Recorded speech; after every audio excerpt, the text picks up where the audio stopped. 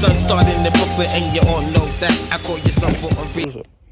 So, if you didn't see my Instagram post on my story, I said that there wouldn't be a Corvette video anytime too soon because the expansion tank on my BMW decided to crack.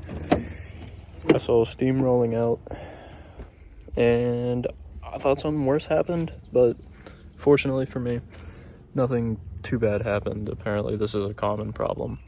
So it is extremely dusty and dirty. That mount is broken for the airbox. But down in there, part of this is the expansion tank. I got a brand new one sitting right here. So we're gonna take this one out and put this one in, and then I will be able to drive the BMW again. I just need to remember put coolant in it. So from the video that I've seen, he removed this whole like little cowl thing. I just found out that I could just pull this back, and since my mounting things aren't like actually mounted, I can just pull this whole airbox back. And then, oh yeah, right there she is, cracked right down the side. Nasty.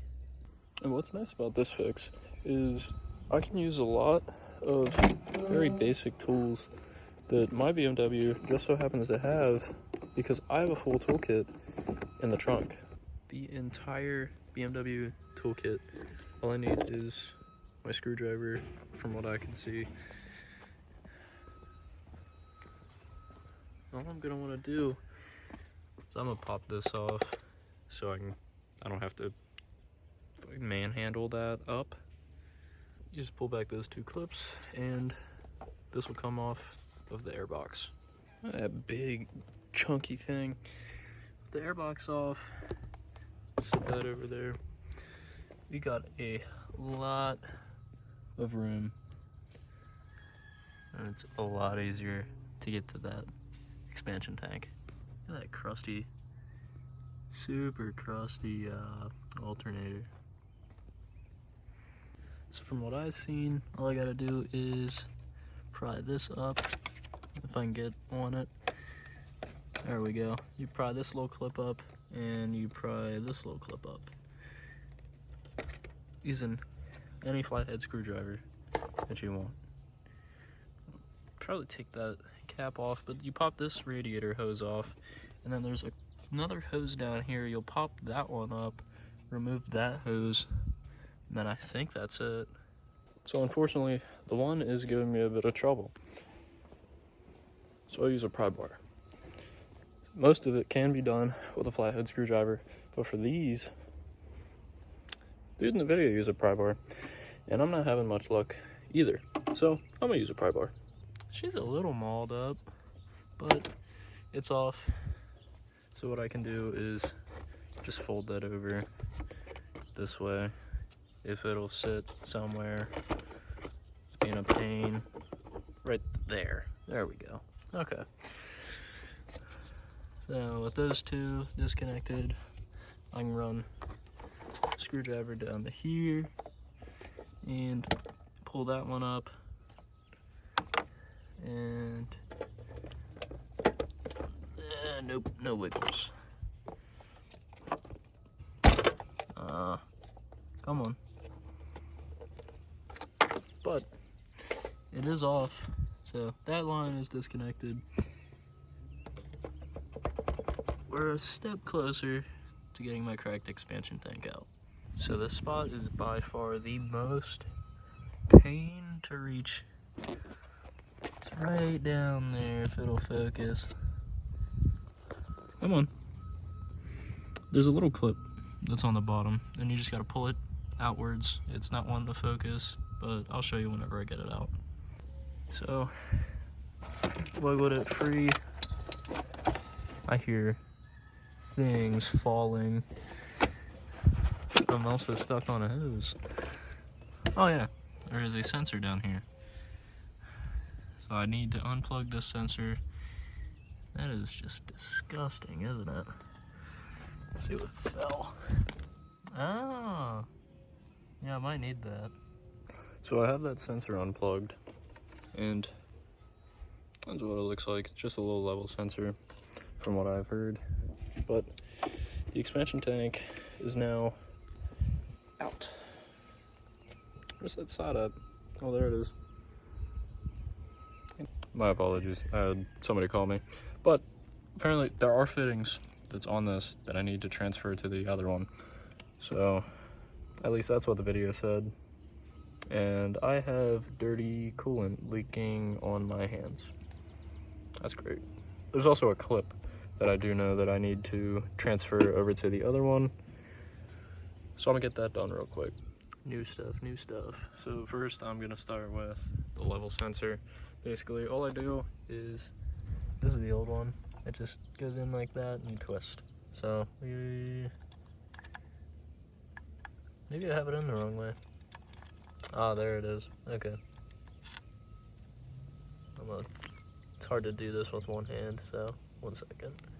I did forget to mention that this is that clip. The bottle will be pretty much up like this.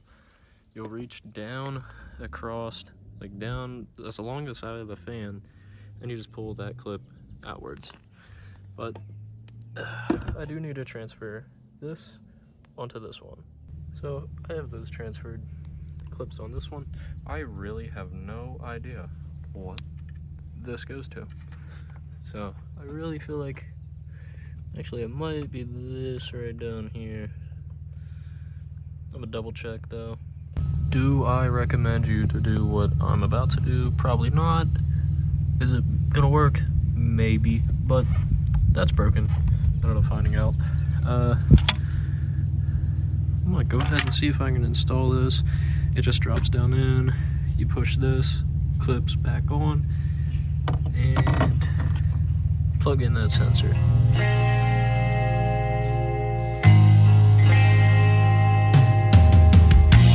Find what's happened these last 2 years.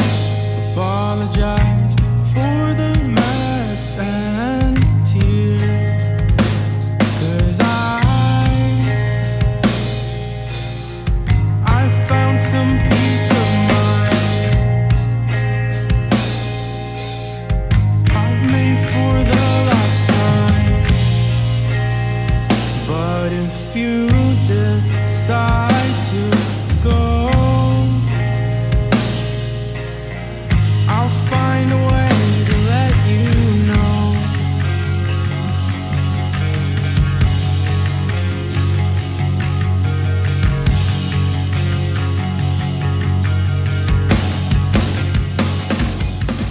So you fellas are actually in for a treat. We get to go to the parts store. If the car will start. Even in a video that's supposed to be for the BMW, the Corvette still makes an appearance.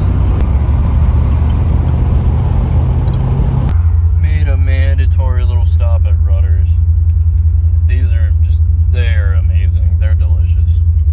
So I kind of got to thinking about what is to come for the Corvette.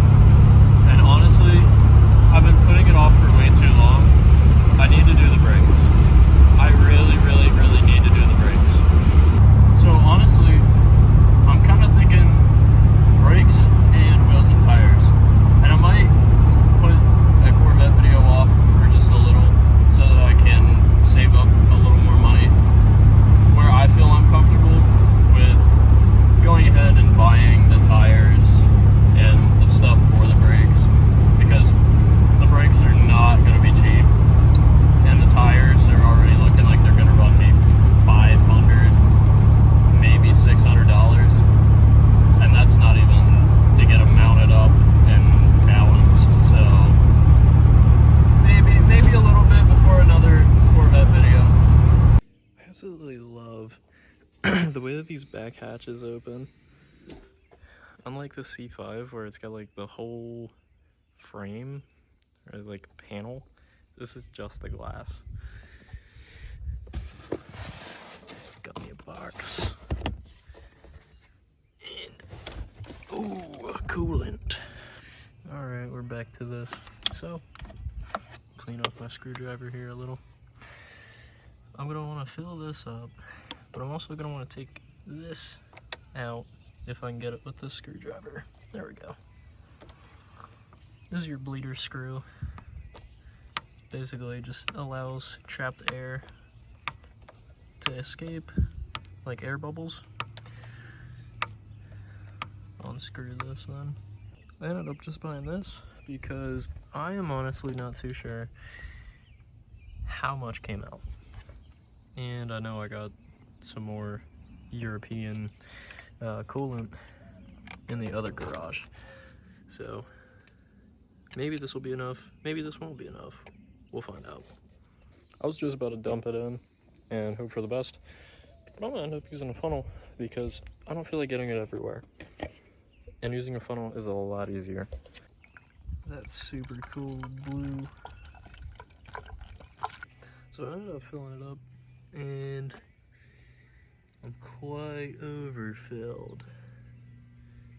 And it's not going back down. So, from the video I was seeing, you can use like, this guy had a little pump that he used, or you can use like a turkey baster. I'm not too sure I have either, but I'm gonna take a look.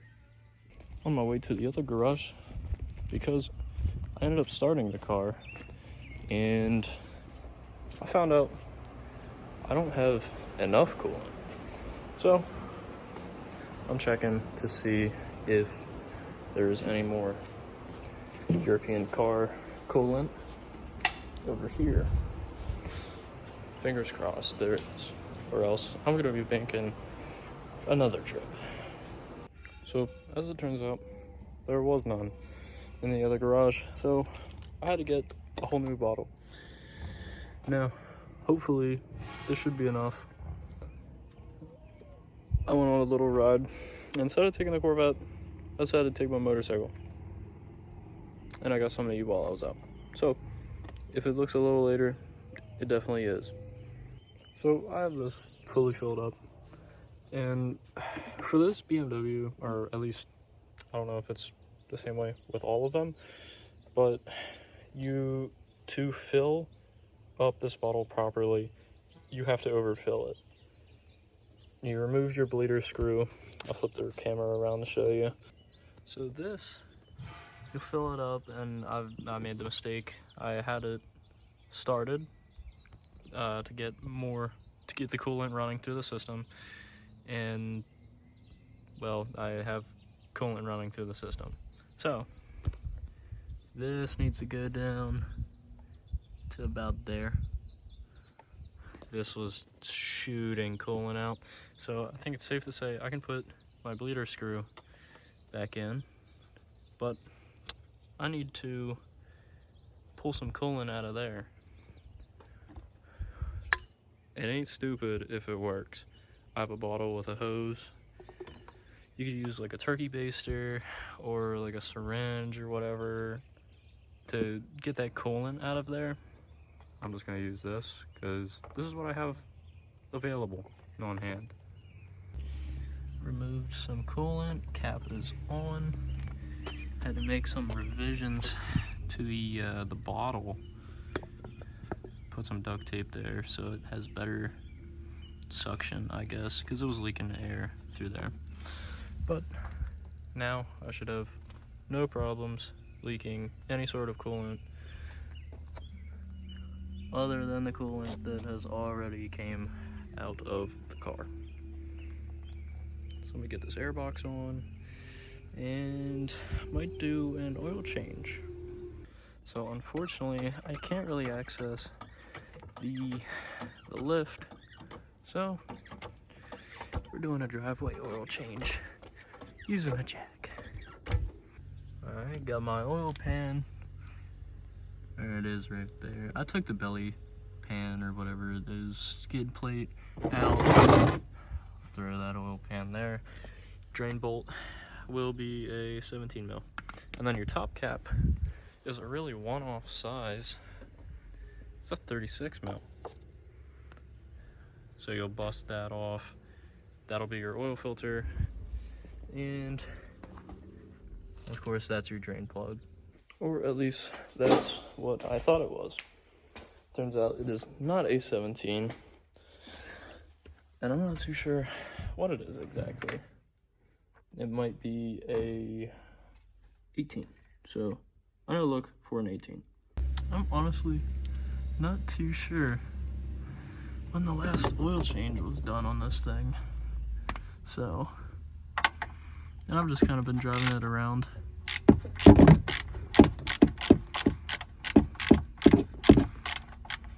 think the nicest thing about my Jeep is I can do an oil change on it without getting a bunch of oil on myself. So let's see if it's the same with this. Probably not. I'm probably gonna get oil all over my fingers. Come on. Come on. How long is this drain bolt? Oh my god. Okay, we're getting to the end. There we go. Oh. Little bit of oil. Just a smidge. Damn.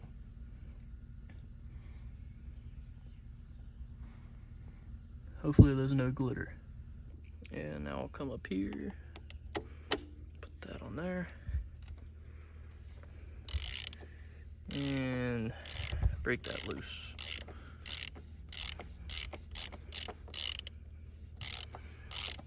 Come on. I really hope this O-ring is still good, because I kind of don't have a replacement O-ring.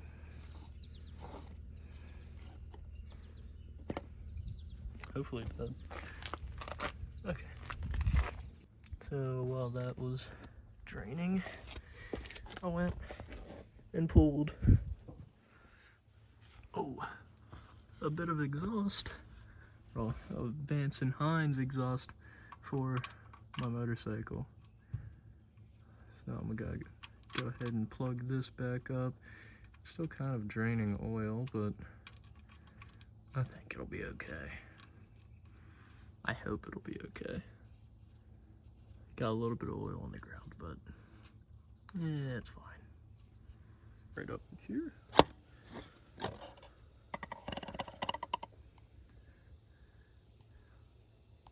Wow. Yucky. Still ended up getting my hands oily and messy because this piece ended up coming off of the cap. But super nice. They included, oh, there's a crush washer too. Huh. There's an O-ring for this. So I'll go ahead and take that old O-ring off. And we'll put the new O-ring on. You're supposed to use new oil to lubricate it. And then put this on top of there. Go ahead and pull that off. Now that I got this fitted properly, I'm supposed to put it on there. I'll open up this bottle. So this is pretty cool. I didn't know this. The liquid mollies have a little spout on them. But what you're supposed to do is get a little bit of oil, fresh oil on your finger, and go around just like you would the O-ring on oil filter on like a regular car. This is a regular car. It's just a different style oil filter. Okay. And down she goes.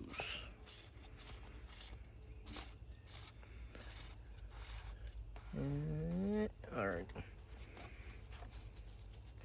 Now you come back to your 36. 36 is on. Where'd my ratchet go? There it is.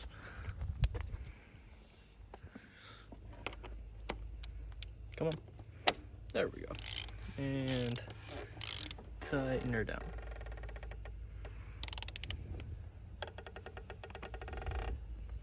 I'd say that's pretty snug. You don't want to tighten it down too much, because then you'll end up splitting your O-ring and you'll have oil coming out of there. Oil. Ooh. I should use my funnel. Wipe this out. go. Ooh, bottle of oil. I should probably set it back down on the ground because it's tilted. Okay, should be good now. Everything set up, car's on the ground. Oil in the engine. Currently driving the BMW. It got pretty late and my phone ended up dying. So, a decent amount of the video is kind of cut out. But I did end up finding out that one of the hoses was not properly connected. So I did fix that, and I found out the hard way there was a pool of coolant laying on the ground. So, small little fix, easy little mistake, but it's fixed, and I'm currently driving the car and sitting at operating temperature. Everything's great. It appears my fix was a success. Now every time I turn the lights out, it feels like